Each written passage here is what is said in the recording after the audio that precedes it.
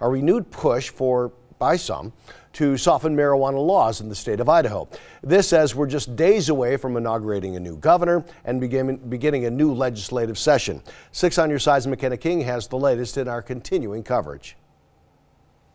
Legalization of marijuana here in the Gem State has been a controversial topic for years. Now, after Utah's legalization of medical marijuana, all 6 of Idaho's neighboring states have legalized the drug in some form, leaving eyes fixed on our legislative session.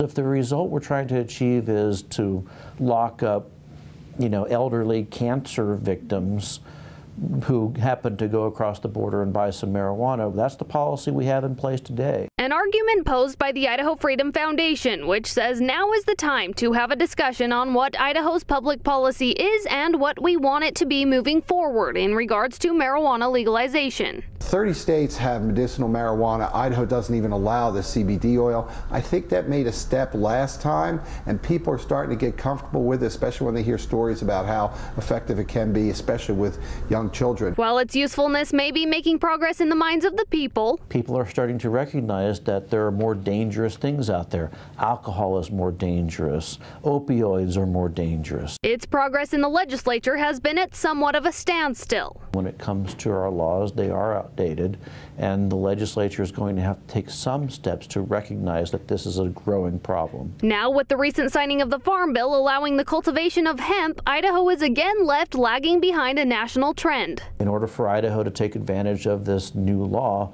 the state is going to have to do something. If we do nothing, we will not be able to join the ranks of these other states that are cultivating hemp. But the Idaho Freedom Foundation doesn't have a sole purpose to legalize the drug. We could talk about decriminalization.